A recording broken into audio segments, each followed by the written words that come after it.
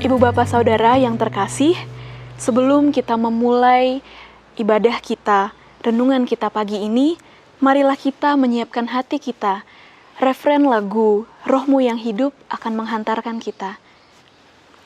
Ku buka hati untuk jamahanmu, berserah penuh di hadiratmu.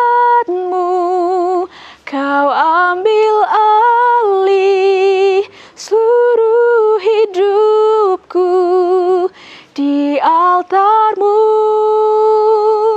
menyembahmu. Marilah kita berdoa.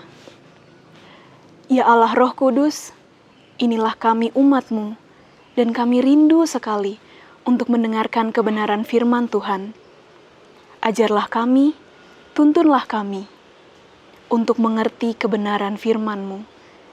Ke dalam tangan Bapa dan Putra dan Roh Kudus, kami ingin agar Bapa dan Roh Kudus boleh menuntun kami. Amin.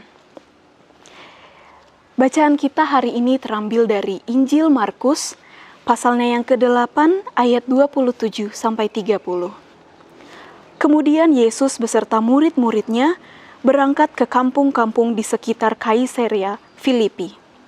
Di tengah jalan, ia bertanya kepada murid-muridnya, katanya, "Kata orang, siapakah aku ini?" Jawab mereka, "Ada yang mengatakan Yohanes Pembaptis, ada juga yang mengatakan Elia. Ada pula yang mengatakan seorang dari para nabi." Ia bertanya kepada mereka, "Tetapi apa katamu? Siapakah aku ini?" Maka jawab Petrus, "Engkau adalah Mesias." Lalu Yesus melarang mereka dengan keras supaya jangan memberitahukan kepada siapapun tentang Dia. Ibu Bapak Saudara pernah nggak sih mendengarkan pernyataan-pernyataan seperti, "Aku ini kan sahabatmu, nggak usahlah sungkan-sungkan buat cerita." Atau, "Aku ini loh udah jadi pacarmu, masa buat minta tolong beli makanan aja masih sungkan?" Atau mungkin, "Aku kan sudah jadi suamimu, mbok ya beban pekerjaan tuh diceritain, biar bisa sama-sama cari solusi." Familiarkah dengan ungkapan-ungkapan itu? Atau Ibu Bapak Saudara pernah menjadi seseorang yang mengungkapkannya? Ibu Bapak Saudara tahu nggak sih yang paling menyakitkan tentang pernyataan? Yang paling menyakitkan ketika aku menganggapmu sahabat, tapi kamu nggak nganggap aku sahabat.